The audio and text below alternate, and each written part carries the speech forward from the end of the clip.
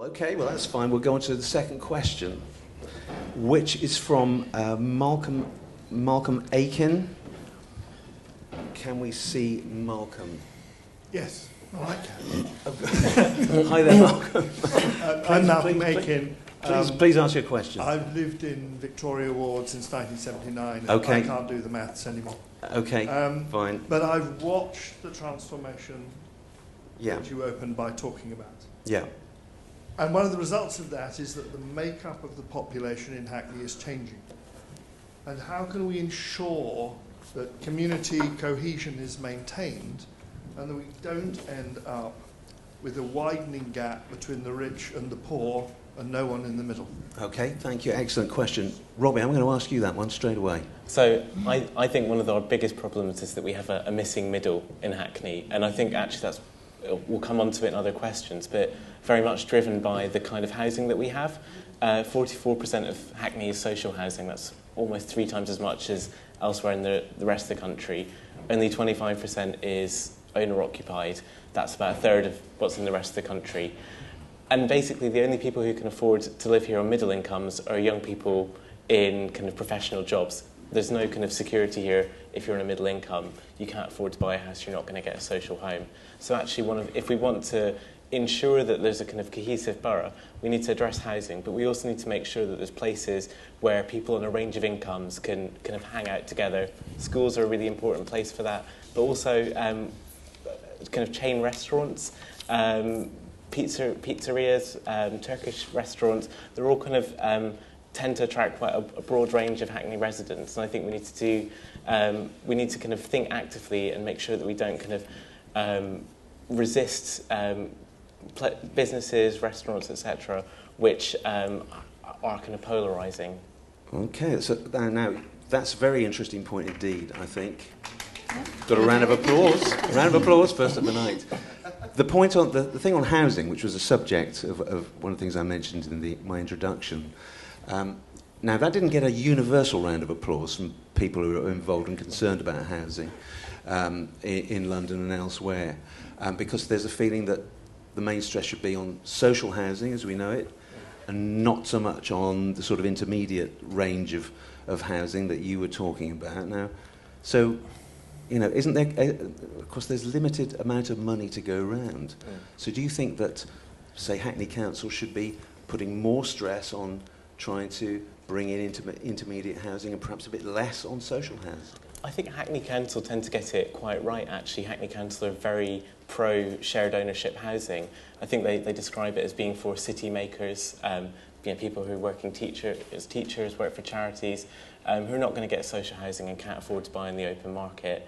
I think, for me, it's about trying to make sure there's a kind of healthy balance of both. I'd actually say it's probably about 50-50, but what I would want to see is more of a mix in different parts of Hackney. So I live in a very middle-class Victorian enclave in Clapton.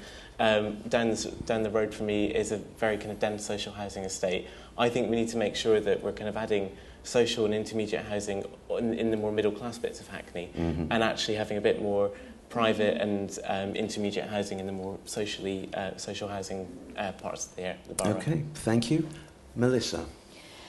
I would very much agree with Robbie in terms of creating places of encounter. I mean, you can think about the retail mix as well. If you look at Broadway Market, you know, there is still at the moment, for example, in Broadway Market, those that are familiar with it around London Fields, there is still a mix there of sort of the Greasy Spoon plus the upmarket cafe. But that's changing, and if that retail mix changes, that will instantly change who's accessing that space as well. So that's something to think about in terms of how the council can actually support or maintain a certain retail mix in areas. One of the issues is about, in terms of engagement between different communities, if you like, but sort of the new young professionals moving into the area and existing residents. What we found in the research we've been doing is that a lot of the tension sometimes is about misperception. There's a perception that from some people that they feel they're being looked down upon. There's a perception from the other side that they don't know how to engage with their neighbours that they've now moved next to, and they feel there's a conflict there. So it's thinking about, again, how you can break down that misperception, actually. What we found was actually just engaging young people we were working with the young hipsters, if we want to use that term, actually broke down some of those barriers within certain places. It can change in other places, depends what else is happening as well. All right, thank you. Tunde. I agree with pretty much most of what Melissa said. The only thing that I'll add is that events such as this are very good in the sense that it enables people to share cultural experiences which may be different, and I think the crucial point is dialogue. People having the opportunity to express themselves and actually feel that they can actually be a part of a changing community. The one thing that I've noticed is that there are certain services which are not accessible to those from lower incomes, and it would be really good if we didn't necessarily lose that mix of the greasy spoon as well as the upmarket gastro pub. And I think that's going to be the point, because where are people going to meet and speak with one another? Okay, thank you. Cheryl. In terms of the intermediate housing that Rob was talking about, I think that's really important for the young professionals. I mean, in my mind, I'm thinking of teachers and support staff in schools, loads of employees, many of whom I lose because actually they can't afford to live in Hackney or London. So a wider housing range that's affordable to them would be great. I mean, of course, schools are a key area where we can bring people together. The young people actually are role models for us all in that respect. A lot of young people in their academy or in their school celebrating their diversity. If you ask my students what's great about the school, it is the diversity and mixing with all those different people. And then we try and do more than that by involving their families and mixing and providing opportunities for all. I think it is right what Tunde said about having a whole range of different things, so that there's lots for everybody. Thanks. So what we're talking about in a way, I think, is how do you, from your point of view, how do you as a politician and other politicians in Hackney and in London sort of manage the impacts, the effects of gentrification?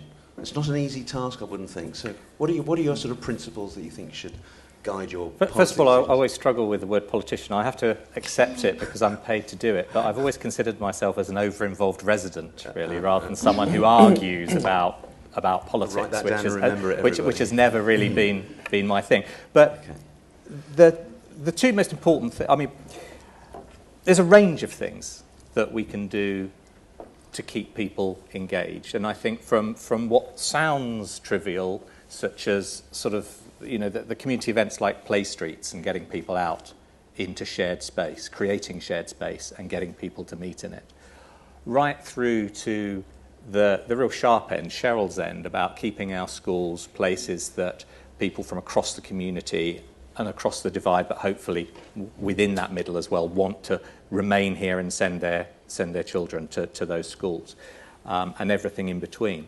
But this issue is the biggest issue facing London and the whole of London, and Robbie's absolutely right. Other boroughs are going to see all but the wealthy expunged from their borough, sent out to surrounding sort of outer London boroughs and beyond, to Luton, to Slough and beyond, because this is a London-wide problem.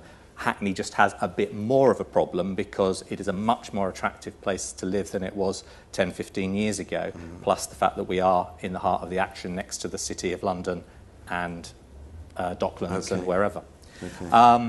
And getting that housing mix right is a challenge. It's getting more and more of a challenge without housing grant to be able to create intermediate housing and affordable housing. And also, I think it goes to the heart of what this debate is about, not just today, but what we're trying to get going over the next year, is about keeping this as a borough that's at ease with itself, that the population is at ease with its neighbours, because that's the way it always has been, and we have got to keep it that way. Yeah. Okay, thanks very much. Malcolm. Thank you. I'm Thank you. encouraged. I grew up in St John's Wood, and however long it was ago that I moved here, I wouldn't have gone back to St John's Wood because the high street that I remember had useful stops that children could go into. And in 1979, it had upmarket boutiques where children weren't welcome. And so I think the retail encounter space is really important. Okay. And there's been talk about the pour door. I don't think the pour door is as much of a problem, although it's reprehensible, as the absence of a middle door. Someone said to me not very long ago that when I said I lived in Hackney, he said, "Oh, you are lucky. I wish I could afford to." Now, the people who are the young professionals that I was in 1979 are being squeezed out, and I think that's a problem. Yeah. No, it was cheap and cheerful when I moved in, not anymore. Sorry, David, can I just say that also I think what part of this debate going forward is also trying to get everyone having a greater appreciation about this term that gets thrown around and misused so much as affordable housing. Yes. Oh, yeah. Because what that actually means means a myriad different things to myriad different things to different people. Yeah. And there is that issue that we heard from the audience that now to get housing grant from the Mayor of London, social housing, which to me, social housing, social rents are around 40%, 30-40% of market. Yeah. And actually now that the prices are running away with themselves, probably nearer 25% of market. But when grant for such housing is set at 80, it is no longer affordable. But also in people's minds, actually they say, well, you know, we want more affordable housing, even if they mean in the social sense. It's almost be careful what you wish for, because actually the chances are you probably wouldn't qualify it and go for it. And it goes back to Robbie's point. That actually what they really are in need of is affordable intermediate housing, and that's the key thing. Okay, right, big topic, this one. Do we have any comments from the floor? No. Woman down here, can get the mic to you, please, sorry. Just here. If you can be brief, because we're already behind schedule, which is absolutely intolerable. Yeah, sure. Thank you. Just to say that I actually went to a shared ownership housing event at the weekend, and I'm a resident of Hackney and fall into the exact category that you've been talking about the middle people.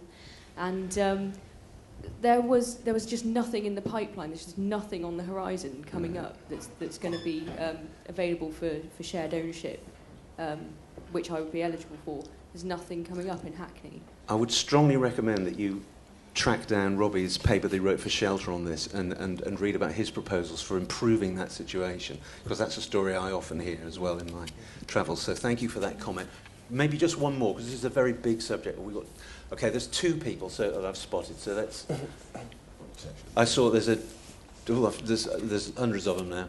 Okay, there's just that gentleman there to start off with, please. I wondered if Robbie's point about the retail changing and no one's commented on that, so I just wondered, I'm very naive about it, but seeing high streets change and suddenly there's a trendy hairdressers, and why not, but how you keep a diverse commercial and retail sector so that people have places to go and we can, that environment you talked about, I don't think I'm particularly worried about Dalston changing because there's lots of Turkish places there that have an identity and strong. But what can you do about that? Is there anything the mayor can do? Is there anything that people can do? Or is it just if rents go up, that's what happens? It's a very big question. Could you just answer that one quickly while we come down to this? We had a question down at the front here. It's very hard because the council can only has a limited control over use classes. If something is retail or something is a cafe, that's all it can determine. If the landlord recognises an opportunity and wants to keep putting the rents up, the commercial rent up for the shop, and actually something that charges more trendy, more shishi, more middle class can pay more rent, then that's unfortunately the market. And just briefly coming back to the housing point, it's the same point for commercial rates. The only way the council can have an impact on commercial property rates and private house prices is to make this borough a worse place to live. Mm-hmm. That is the only lever and authority. We can stop cleaning the streets, Cheryl can stop doing the fantastic job that she does, and we can close the East London line. those three things may start to have an impact on house prices and shop prices. Okay, Robbie, I know you're dying to come in. You must be quick. Then we'll have one more quick point. We must get on to the next question. The only other thing that a council could do is increase supply, because it is a market, and you know, it's not going to be much, but that's the other thing that you can do, and that's the reason that we need to build more houses as well. Excellent. Okay. Comment from... No? Are you okay? You're going to pass? Okay, so I think I better wrap that question up. Oh, sorry. Okay, I don't want to upset anybody yet. That moment is approaching, I think. Okay, but right, thanks. Very quick, please. Thank you very much. This is about the incidental meeting of people. You're at the moment Broadway Market at the end, where the cycle lane goes into the park, is being redeveloped, and that has been a place where street drinkers have met for a long time, and it's been continuously the same sort of people, and to my knowledge no sort of trouble. But at the moment their bench is gone. Will you be replacing them? Okay, that's really a very specific question. No, but it's about incidental meeting. It doesn't involve rents, or it's something the council can do something about. All right, well maybe Jules will answer that. I don't know whether the benches are going back. Okay, so let's... I don't think it will be. Thanks very much indeed.